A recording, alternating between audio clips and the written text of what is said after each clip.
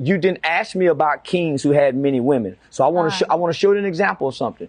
You asked me about what about women who had many men, and then you specifically brought up Cleopatra, and I spoke to you about how she lost her kingdom because of that. You can't find no other woman after her who have had many men and who was great. I'm gonna have to look into that. I have. So that's why I'm having this debate with you. That's why I'm having it. That's why I'm having this. You can't no other. That's why even the Queen of England, she died and ruled for many years, had one husband. That we know of. But listen, we know of. That's what I'm gonna tell you something about a woman. You won't know nothing else about a woman but what you know of. But everything about a bitch in a hole, you're going to know everything about her. Not about a woman. A woman is always going to be secretive and going to be reign anonymous. The women today aren't secretive and they're unanonymous. You're going to know about every man she slept with. But the Queen of England, from Michelle Obama to Coretta Scott King, you won't hear nothing about who they slept with. But great men, you will always hear about great men having many and multiple women, from kings and presidents. That's the expectation. But you won't. Just have... Well, that's not the expectation. That's the nature, and that's the God design of a man. God created a man to be fruitful and to multiply. That's why a woman gets pregnant and remains pregnant for 9 months. And while she's pregnant, a man can continue to impregnate other women.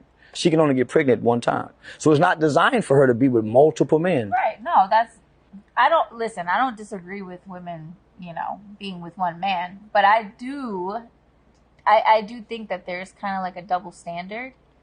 It is. It's a double standard. It's a double standard in nature. And we don't make the standards. We operate out of nature.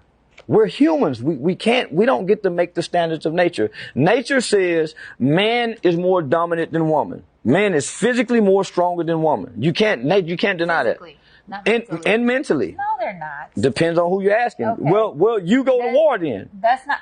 That's physical. That's mental. Okay, yeah. Because war is not mental. War, you stand in the woods. War is not physical because you don't really get to see your opponent. You guys are shooting from over here. It's strategic. Women are going to war every but day. Women don't get drafted. They enlist for the army. Women aren't leaders. Women aren't sergeants. Women aren't analytical, right? That's not true. That is true. That's why women are nurturers and men are hunters. That's why when God created man and woman, one have a emotional makeup and one have a analytical makeup.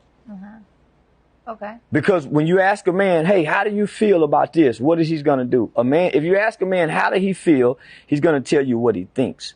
You ask a woman what she thinks, she's going to tell you how she feels. Okay. Why? Because one is a nurturer and one is a natural born hunter. So one is a thinker, an analytic. He's strategic. A woman feels. But and you can't lead with feelings. Listen, don't you think that you need both in every situation? A man can't be a man in his feelings. I'm not saying that. Oh, okay. I'm talking about like there's people that think that there's no place for women in certain industries. It's not.